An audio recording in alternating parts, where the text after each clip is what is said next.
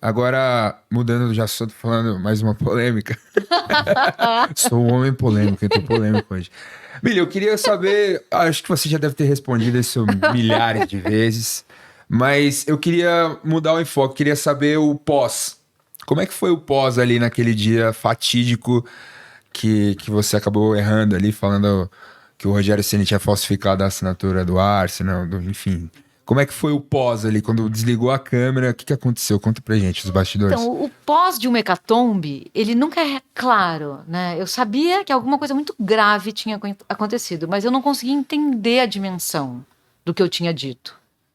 E, assim, é sempre bom deixar claro ali, eu errei, né? E quando a gente erra. Não tem mais, não tem errei por causa disso. Eu errei. Vai ter um dia que eu vou contar todos os detalhes que aconteceram ali. Mas... Sabe por que não vai ser hoje? Mas eu vou te explicar por que não vai ser hoje. Porque se eu der os detalhes, vai parecer que eu tô tirando o peso do meu erro. Vai parecer que eu tô tentando justificar o meu erro. E até para mim, pro meu crescimento e pro meu amadurecimento, eu preciso colocar os meus 2 pés no erro. Porque não foi um erro qualquer. Aquilo ainda mexe muito com você, ainda Mexe. todo dia você pensa assim. Eu não penso todo dia. Sim. Eu pensava todo dia. Mas eu vejo muita gente, eu acho uma maneira errada, porque a gente tava até conversando em off, que eu falo, pô, mano, a Milly tem uma puta história, a gente tava dando uma pesquisada, já acompanho você no UOL há muito tempo também. É muito errado você ficar marcada só por aquilo, assim. Eu acho muito cruel, cara. Acho muito cruel. Não, mas o que acontece é que é aquilo que eu falei assim, eu sou mulher. Muitos homens já falaram muita merda. Sim. Pô. Nem eles não ficam marcados. Ontem mesmo o Eric Faria acabou se retratou no ar, pedindo desculpa. Ele foi leviano. Foi leviano. Sim. Se ele não tinha. O que aconteceu? Ele disse que a pergunta que um companheiro da Globo, inclusive, fez ao Paulo Souza sobre o goleiro Diego Alves havia sido encomendada pelo próprio Paulo Souza para ele poder descascar o Diego Alves para todo mundo. E aí o Paulo Souza viu aquilo, ameaçou processar, ele... Não, eu errei e ficou por isso mesmo. Você errou, de fato, mas foi praticamente cancelada, né? Sim. Numa época que não existia cancelamento. E a internet não era tão voraz e tão cruel como é hoje. Sim. Explica como é que foi, assim, aquele dia. Porque, assim, vamos contextualizar. Essa história de que o Rogério teria usado um certo documento para pleitear um aumento no São Paulo era uma história, quando você lembra aquilo, era uma história conhecida ali, todo mundo falava disso e tal. Ao meu ver, o problema foi quando você afirmou que ele havia falsificado ali. Foi o erro da questão. Não, eu acho que se você tivesse dito, teria... Eu teria me protegido muito ali. Há um papo aí. Sim. Mas o meu erro foi eu ter pego uma conversa de corredor e levado pro ar. Assim, eu já escrevi sobre isso. Você ouviu aquilo naquele dia? Não. Não. Conversa de botequim. E levado pro ar.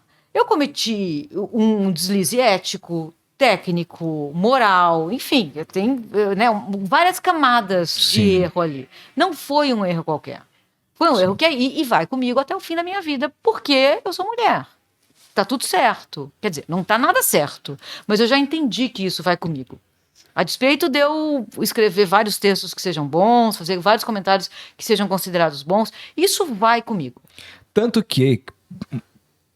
Por exemplo, quando a gente anunciou que ia trazer você, eu recebi uns 3 mensagens no Instagram, pergunta pra ela do Rogério Ceni. Meus amigos do grupo do futebol. Ficou um negócio, acabou ficando marcado. E vai ficar, porque assim, não tinha outras mulheres falando de futebol naquela época, e eu cometi um erro grave. Foi um barulho muito grande. Então, não tem como não ficar marcado. Claro que se eu fosse um homem, eu teria me limpado disso de uma outra maneira, né? Isso vai comigo, eu preciso fazer as pazes com a ideia de que isso vai comigo. Isso me orienta a não querer nunca mais errar nesse nível, né? Agora, o que estava acontecendo comigo para colocar em contexto? Eu estava me achando. Quando você começa a trabalhar com TV, você começa a ser reconhecido na rua. E pro ego, isso é uma injeção de um entorpecente. Você se agiganta e você começa a ser arrogante, petulante. Você acha que você pode tudo. Eu lembro uma vez que eu estava no restaurante com a minha mulher e chegou alguém e falou, posso te perguntar uma coisa? E eu já puxei a caneta para dar um autógrafo. Ela falou, onde você comprou sua bolsa? Eu queria morrer. Falei, essa pessoa não sabe quem eu sou? Caraca. Então isso mexe muito com você. Não é qualquer E é muito um. legal você falar sobre isso, você reconhecer isso, sabe? Tipo, você falar dessa maneira, dá pra ver que você não tem... você tem, assim, você não tem problema nenhum de falar sobre fraquezas, sobre, né? E isso é tão tabu hoje em dia, né, cara? Você falar que você foi arrogante, O mundo tão perfeito, você falar que você foi desequilibrado, qualquer coisa que seja. Sim. Isso é muito legal de ouvir, mas pode continuar. Mas foram alguns anos para eu entender o que eu tinha feito, sabe? Para eu entender a gravidade, esses motivos, por que eu estava me achando, o que era isso, porque o tombo foi muito grande. O tombo foi alto. E aí, é nesse ambiente de uma profundidade. É muito solitário ficar nesse lugar. Porque são raras as pessoas que dizem, você errou por isso, por isso, por isso. A maioria primeiro ri, né? Tinha muita gente ali torcendo para eu errar. Então, foi muito conveniente para muita gente. E não foi qualquer erro que eu cometi, foi um erro que justifica, até hoje, isso estar associado ao meu nome. A hora que eu entendi como eu estava greluda naquele lugar, e como eu estava me transformando numa pessoa que eu absolutamente não gostaria de ser, isso me fez bem. Então, é um erro que eu não jogo fora na minha vida. É um erro que me orienta, é um erro que me deixa com os pés no chão, é um erro que faz eu entender que eu nunca vou querer ser a pessoa que eu estava na qual eu estava me transformando. Foi cruel, é cruel, ainda é duro. Eu não penso nisso todo dia, mas eu penso muito nisso. Muito nisso. E eu não quero errar de novo desse jeito, sabe? E estamos na luta. E aquele dia ali, depois que acabou o programa, alguém ficou do seu lado, tipo, meu, calma e tal? Ou... As pessoas estavam assustadas, estava todo mundo muito assustado. Eu lembro que o Milton me ligou e falou, como você tá? Ele entendeu o erro. Ele entendeu o erro, mas imediatamente depois ele e o Nori me ligaram. Eles estavam fazendo um jogo fora. Como você tá? Foi a primeira pessoa que quis saber como eu tava. Ninguém mais queria saber como eu tava.